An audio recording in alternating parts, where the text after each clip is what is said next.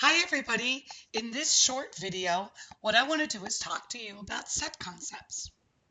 So what we're going to be doing in this video is I want you to learn how to describe a set using words, roster notation, and set builder notation. Then we're going to identify the cardinal number of a set.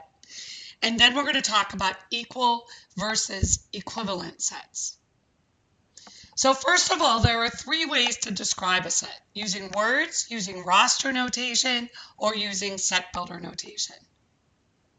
So let's describe a set, the same set, all three of these ways.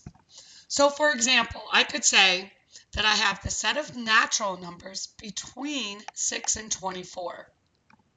In roster notation, that's simply going to be a list of those numbers. So those would be the numbers 7, 8, 9, up to 23. Notice I'm not using 6 and 24.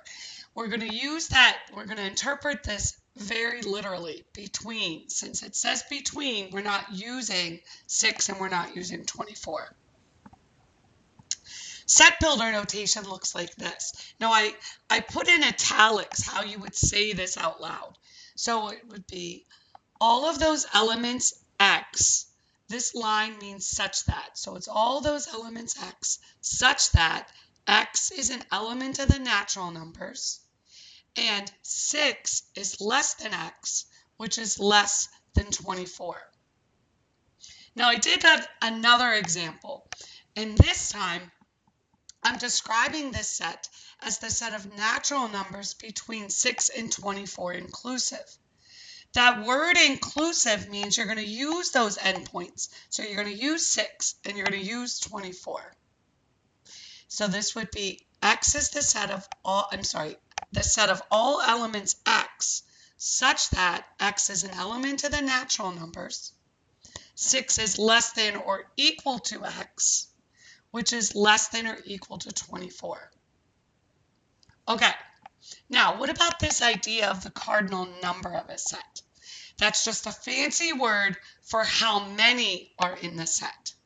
So for example, if we have A being the set of states in the US that start with the letter I, there are 4 states in the United States that start with the letter I. In roster notation, that's Idaho, Illinois, Indiana, and Iowa. So the cardinal number of the set is 4. 4 states, the number in A is 4. All right, lastly, the last thing I want to go over is this idea of equal versus equivalent. It's very simple. Equal sets have exactly the same elements, while equivalent sets have the same number of elements. Look at this example. So in the first example, A and B are equal sets. A equals B, and you use this equality notation. So notice they have the same elements. It doesn't matter if they're in the same order, they're just the same elements. Now, C and D are equivalent.